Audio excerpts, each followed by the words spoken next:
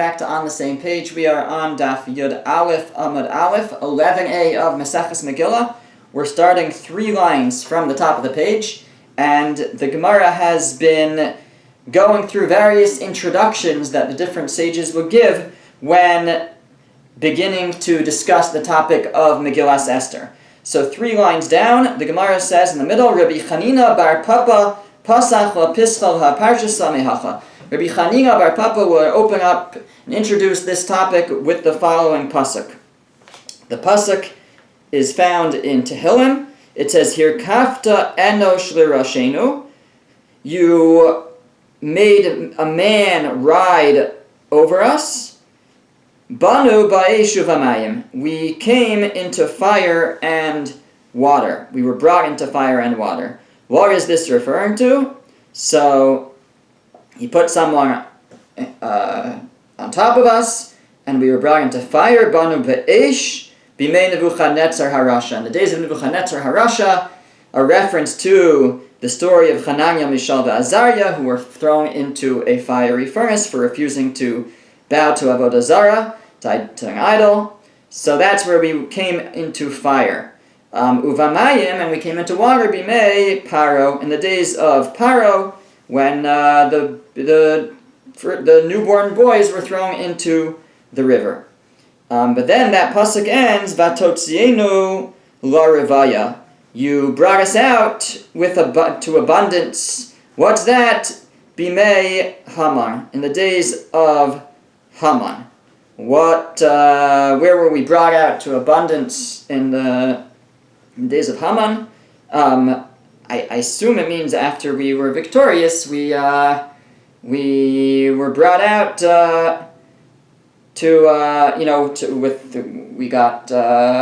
we were free. We had freedom of movement, etc. When Haman was defeated. Again, we weren't that free because we were still under the rule of Achashverosh, but we had more space, at least more freedom.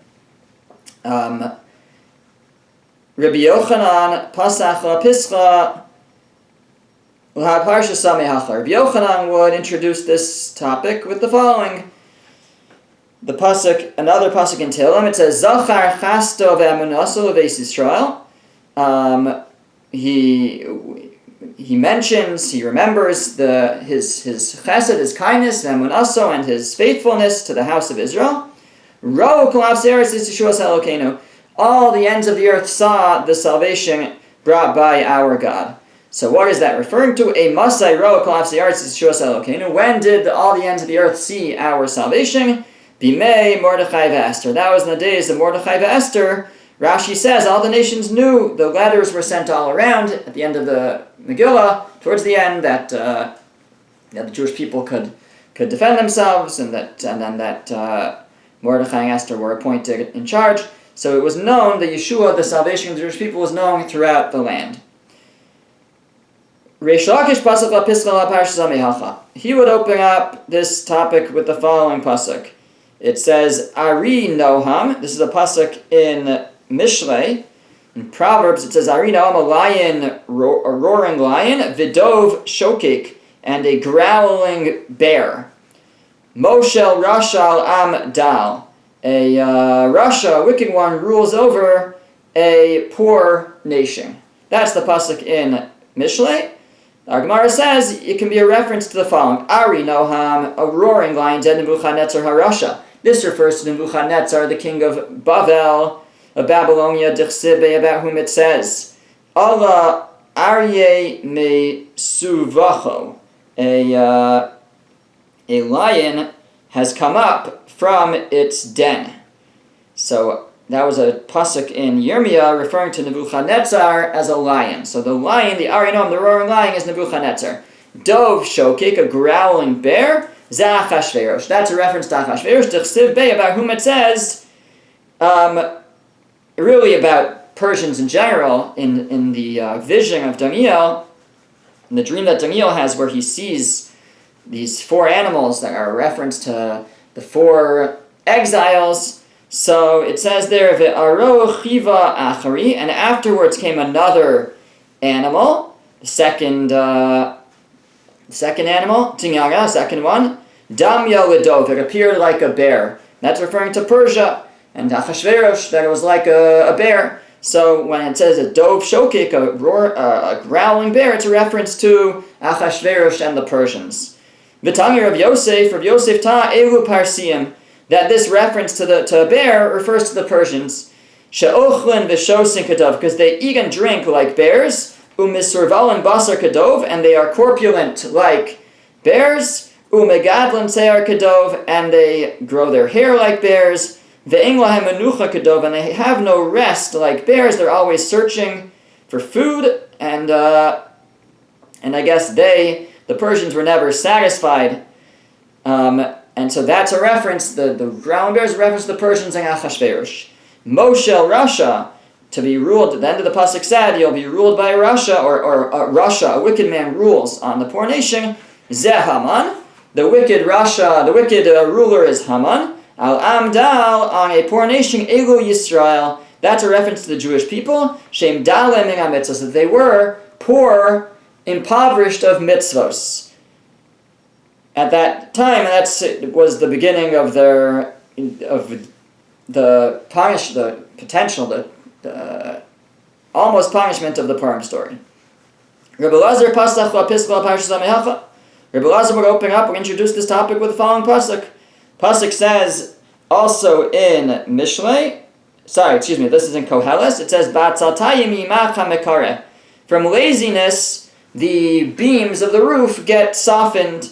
Uveshiflus yadayim yidlof habayis, and with keeping your hands away, meaning not being involved, the house begins to drip. That's the mashal. That's the analogy mentioning Mishlei. How does our Gemara interpret it? It says Bishvil Atzlus Shahaya Lahem Yisrael, because of the laziness of the Jewish people, Shalo Asku Batar, that they didn't learn Torah. Nases Sono Shal Kadosh Baruch Hu Mach. The enemy of Hashem became poor. Now, it doesn't really mean the enemy of Hashem. It means Hashem himself, but it's a euphemism to say, because it doesn't want to say that Hashem became poor. What does it even mean that Hashem became poor? Ve'eng mach ela ani. Right, mach means poor. Shneimar v'mach hu me'ar kacha. If he's poor and can't cover the value, that's a pasuk in the Torah. So mach means poor. Ve'en mekare al kadosh baruch hu.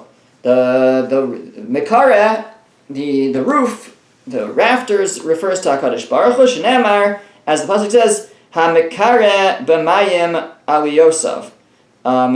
He's the one who uses water to basically put a roof on, to put beams on the high places. So that's a pasuk that describes HaKadosh Baruch Hu in Tehillim. And so HaKadosh Baruch Hu is referred to, God is referred to as ha-mekare, the one who lays the beams. So ba'atzaltayim yimach ha-mekare, through laziness that they didn't learn Torah, it's ki'ilu, it's so to speak that ha-mekare, Hashem, yimach, became poor in that he wasn't going to support them anymore. He couldn't save them because they weren't deserving of it. Then they turned it around, but that's how it began. Rav Nachman bar Yitzchak pasach lapisla parshas Megillah. Rav Nachman bar Yitzchak, we're opening up this topic with the following pasuk in Tehillim. Shir Hamalos, the song of ascents, the song of the steps. Lulei Hashem shahaya lanu, had not Hashem been with us. Yomar na Yisrael, says Israel. Lulei Hashem shahaya lanu bekum aleinu adam. Had Hashem not been with us when man rose up against us, then we would have been destroyed. Hashem saved us. So, what is it referring to?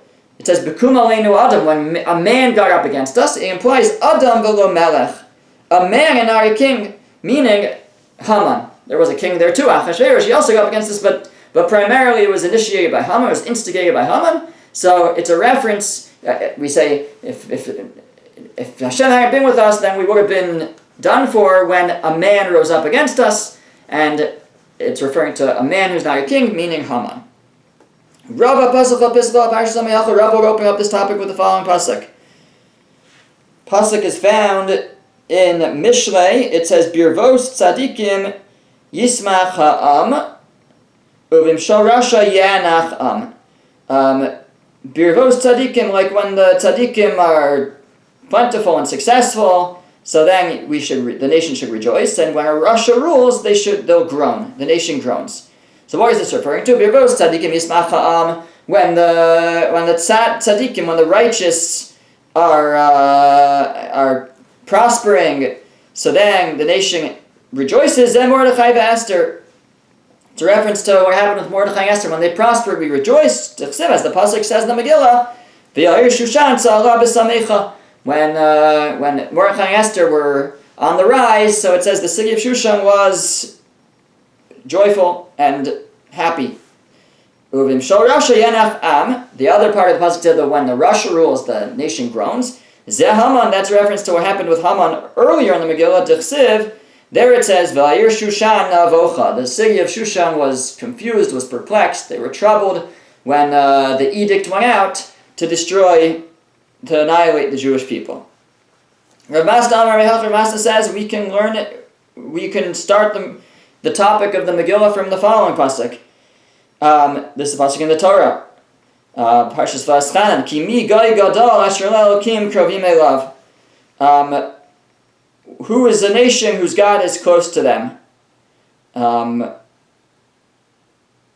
I guess the end of the pasuk says, "Hashem Elokeinu b'chol kareinu elav," like Hashem who is there when we call out to Him, and that's what happened. Hashem was there when we called out to Him. Rav Ashi says a different pasuk, also from Parshas Va'aschanan. Oh hanisa Elokim v'gomer. It says, has it ever happened that has there ever been that Hashem took a nation from another nation? It's a reference to what happened in Egypt, but apparently he's saying in some form this happened again, that Hashem took us out from within another nation. We were absorbed into the people of Persia, and Hashem rescued us from that situation. Okay, now it briefly digresses back to talk about the first pasuk again, and then we come back to introduction. So this is kind of within the topic of introductions. Vayihi b'mei Achashverosh. It was in the days of Achashverosh. Amarav vayivahi. Really, this is part of the introduction still. This is Rav's, I guess, approach.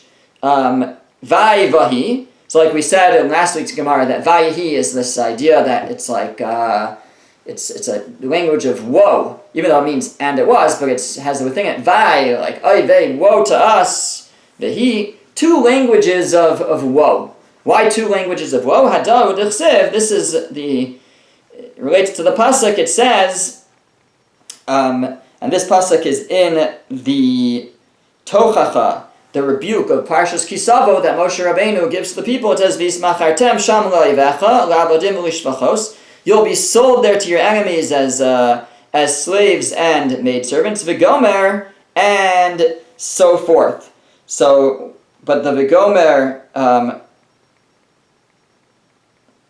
is important. Actually, right. So they change this pasuk. I think. Yes, there's various girsas here. One way to read is Rav Amar Mehacha. Rav says from here, and he quotes this pasuk. And the end of the pasuk says, Ve'in konet, there's nobody who will buy you. In other words, V'ismachartem, you'll be put up for sale, but nobody will want to buy you. So that's like a double insult. That you'll be put up for sale and nobody will want to buy you.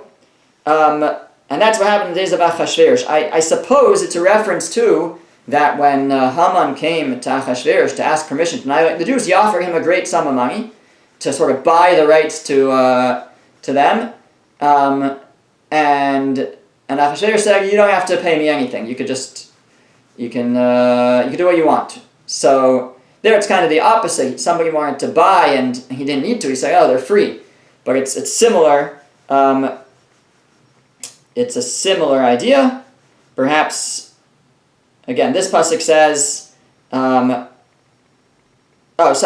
see.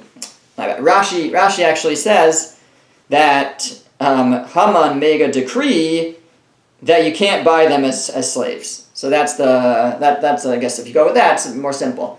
You'll be sold as the pasuk says.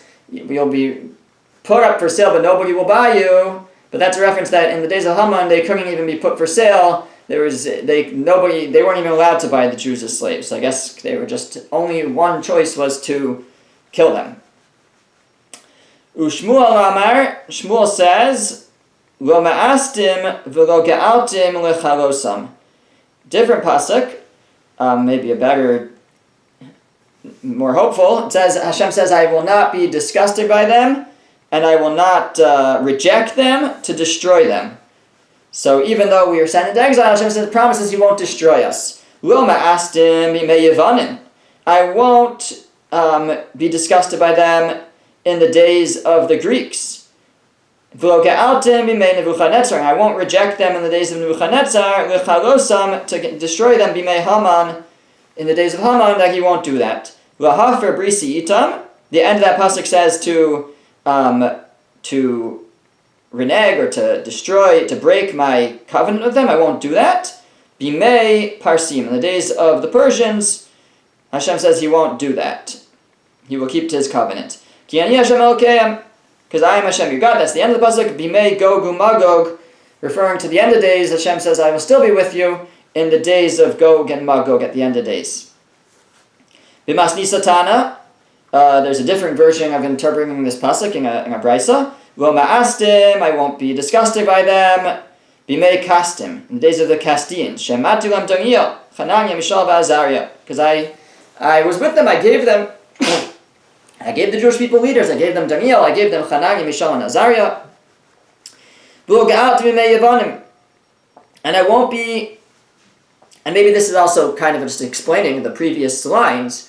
Like, what is it referring to? I won't be disgusted by them, I won't reject them. So it's saying, because I gave them, the proof is, the sign is, because I gave them leaders, I gave them people who would save them or lead them. Lo ge'altim, I didn't reject them, b'mei Yevanim, in the days of the Greeks, shemati lam Shimon HaTzadik, that I appointed for them Shimon HaTzadik. That was at the beginning of the second temple, second Beis HaMikdash, in the times of Alexander the Great, that actually the Gemara talks about how Alexander the Great wanted to conquer Yerushalayim, and Shimon HaTzadik basically successfully convinced him not to. So that was at the beginning of the Greek Empire. The Chashmonayu Banov and the Chashmonayim, the Maccabees and their children, their sons, Umatisyo, Kohen Gadol, towards the end of the Greek Empire. So that's a sign. Hashem says, I have not rejected you. L'chalosam b'mei Haman, to destroy you in the days of Haman. She'emati la Mordechai ve'Esther, that I appointed Mordechai and Esther to help save you. L'hafer brisi itam, that I wouldn't break my covenant with you. B'mei Parsim, in the days of the Persians. She'emati lahem shel Beis Rebbe v'chachmei Daros. This is talking about a later time where we were dealing with Persians, I guess. In the days of Rabbi Yehuda Hanasi and the other sages, that Hashem says, I gave you, this is again in the time of the Mishnah, after the destruction of the Beis HaMikdash. In fact, I wonder if we change the Girsa here. Yeah, some change it to in the days of the Romans. They may have been censored to say in the days of the Persians. It really said in the days of the Romans, but Hashem says, I gave you Rabbi Yehuda Hanasi and the Chachamim and the sages during that time to lead you. I did not reject you. I did not forget you. Ki Hashem Elokeim, because I am Hashem your God, or their God. La'asid ulavo. That's a reference to the end of days. She'en kol uma v'lashon yichol lishod b'hem. That Hashem promises no nation or language will rule over them completely or can destroy us. Hashem protects us. That's how the Brisa taught it. This is actually a nice interpretation of Shmuel, who was more brief, who just said it refers to this time and that time. And that time in the Brisa says, in what way did Hashem protect us or not reject us? He sent us all of these leaders in each of these time periods. Rabbi Levi Amar Mehacha. Rabbi Levi says, from here, we can introduce this topic. The pasuk says,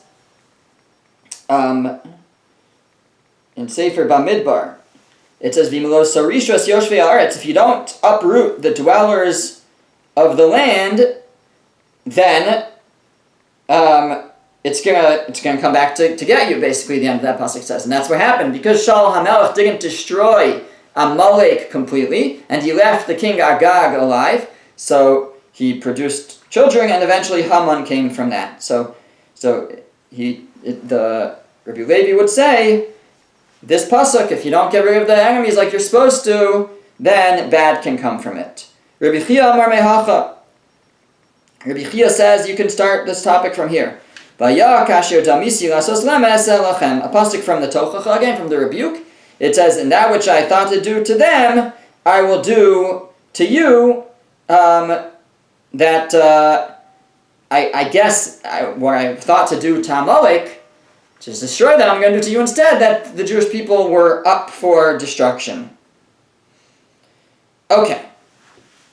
Says the Gemara now, turning away from all of these introductions, we get back to the very first pasuk. Vayihi b'mei Achashverosh. It was in the days of Achashverosh. So now the Gemara is going to darshan, elaborate the name Achashverosh. So Amar Rav. Rav says, Achiv shel Rosh uBengilo shel Rosh. Achashverosh is a reference within the name. Is the idea that he was the brother of Rosh, Achashverosh, Achiv shel Rosh, meaning similar, and Ben-Gilo Rashi means Ben Mazalo. The same mazel, the same kind of personality as Rosh, the same ideas. What does that mean? Who's Rosh? So says the Gemara, Achiv shel Rosh means Achiv shel Nebuchadnezzar, Harasha. He was like the brother of Nebuchadnezzar, Shenikra Rosh, who's called Rosh. Shenemar, pasuk says, Antu Reisha Didahava, you are the head of gold. But it's referring to Nebuchadnezzar, calls him the Reisha, the head. So Rosh is the head. So he was the brother of Nebuchadnezzar, meaning he was like Nebuchadnezzar, who's called Rosh. That's Achashverosh. And Ben-Gilo shel Rosh, he had the similar ideas or personality. In what way? Who harag? Nebuchadnezzar killed Jews. Who bikesh l'harag? Achashverosh wanted to kill the Jews. Who hachriv? Nebuchadnezzar destroyed the Beis HaMikdash. Who bikesh l'hachriv? Achashverosh wanted to destroy the Beis HaMikdash. What does that mean? Shenamar, so quotes a pasuk in Sefer Ezra that basically they had started. This is before the story of Purim. They had started rebuilding the Beis HaMikdash. Basically, they started building a second Beis HaMikdash in the days of Koresh, a king that preceded Achashverosh. He gave them permission to start. When Achashverosh became king, it says, Achashverosh, during the kingdom of Achashverosh, the beginning of his kingship, Kasvu Sitna Yoshve Yehuda v'Yerushalayim. They wrote a sitna. A sitna is an order to stop. Like l'satan means to stop. So he wrote orders to cease continuing the building of the Beis HaMikdash.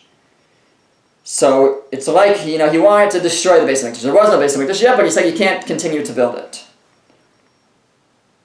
Okay, so that's one interpretation of Achashverosh, is that he was Achiv shel Rosh. He was the brother of Rosh. He was similar to Rosh. Rosh is Nebuchadnezzar. Ushmuel Amar, Shmuel says, Shehushcheru pneim shel Yisrael b'yamav keshuli kedera. That he's called Achashverosh, similar, almost tucked into that word, although the letters flip around a bit, is the word hushcheru, darkened.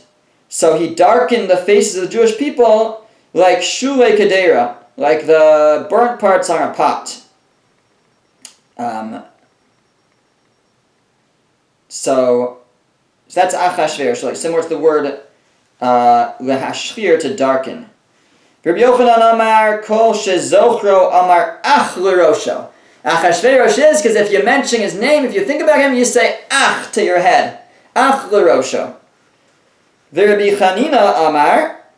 Rabbi Chanina says he was called Achashverosh Shakol Nasu Rashin V'Yamav. Darshan, looking at the end of his name, Rosh, meaning Russian. Russian means poor. Everybody became poor in his days.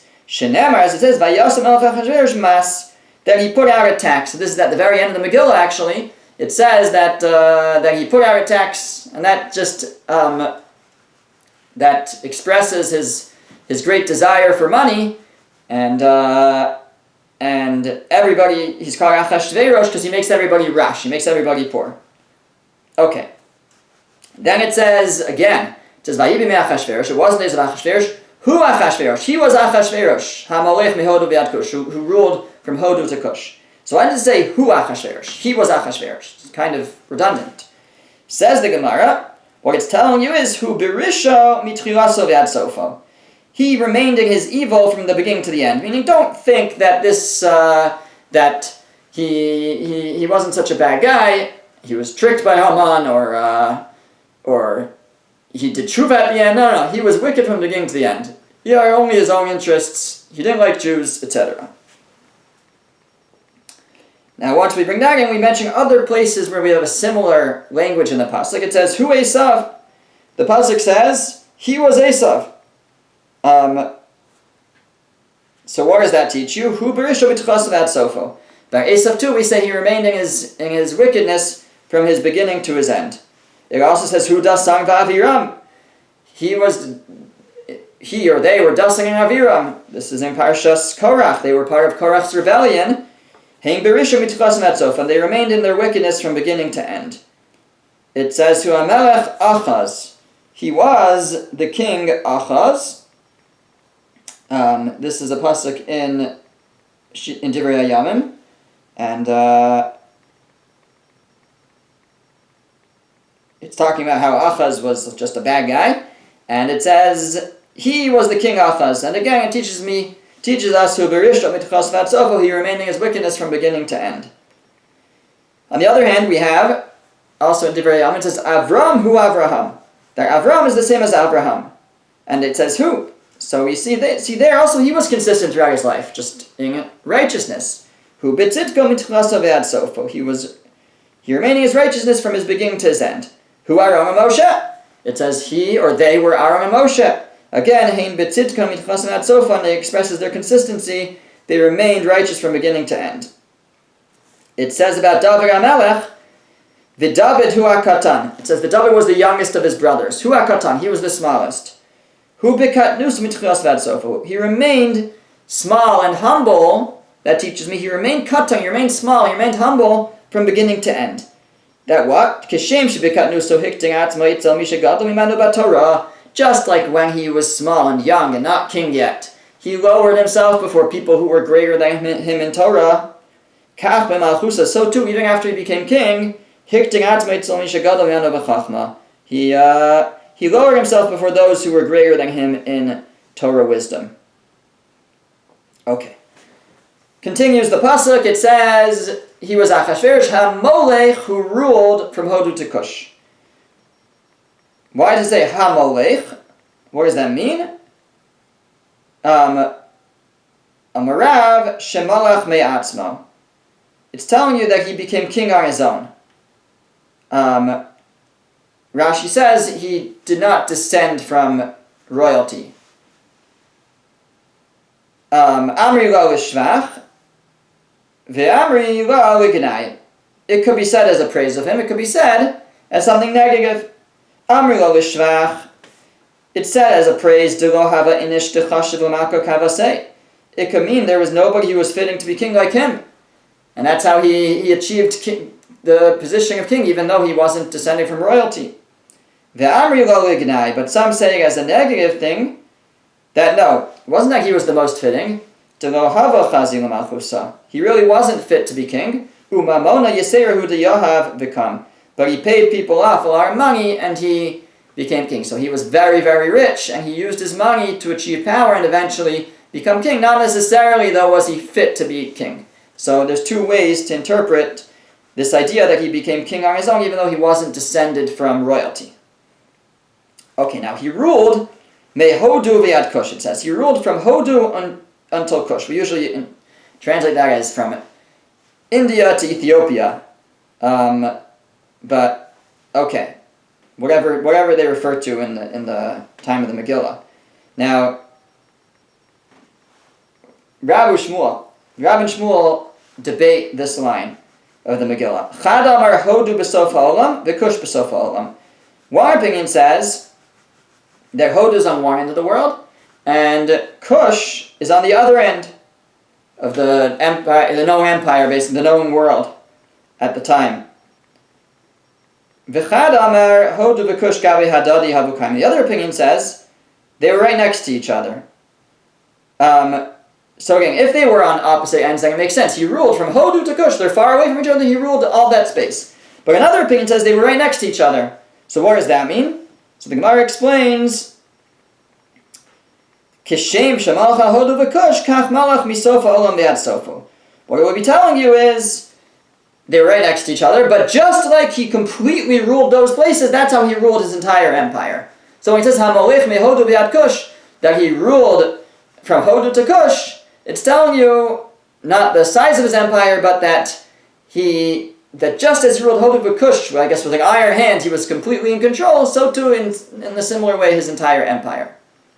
I was just mentioning, Rav Shlomo Kabitz suggests that they're not really arguing about where Hodu and Kush is. Everybody agrees that they're right next to each other. So what does it mean then that, especially if you say that they're India and Ethiopia, so I guess those places are next to each other. What does it mean though that they were on opposite ends?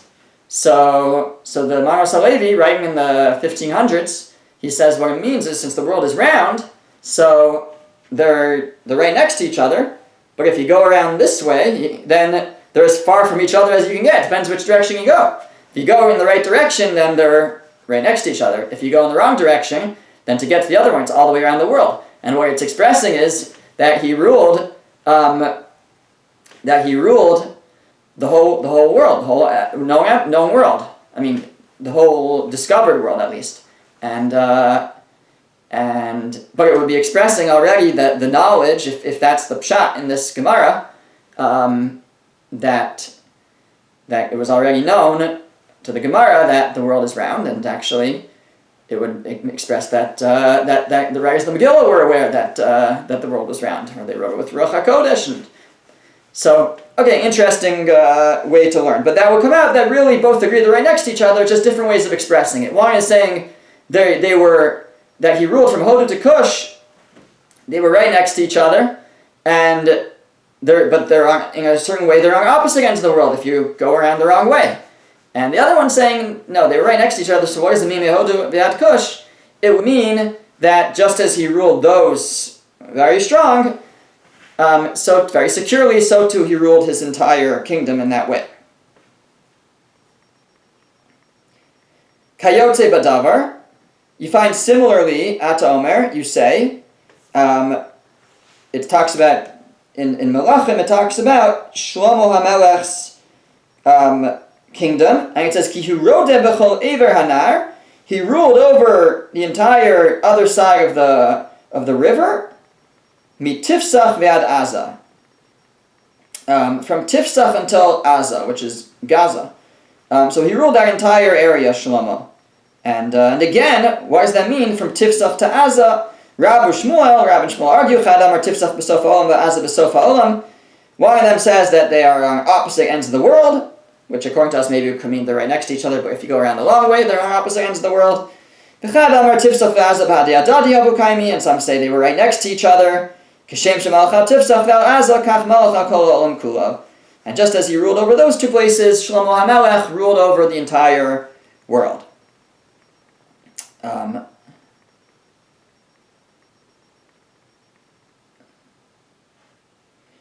And by the way, as Rashi kind of points out to us, it doesn't. The pasuk says that he ruled Tifsach, the other side of the river, seemingly the other side of the Jordan, from Tifsach to Aza. Now Aza, I don't know where Tifsach is, but Aza, which is Gaza, is not on the other side of the Jordan. So what does it mean, the other side of the... So it would mean that he ruled the other side of the Jordan like he ruled Tifsach and Aza. Just like he ruled Tifsach and Aza, he also ruled the other side of the Jordan. That's what it would be saying.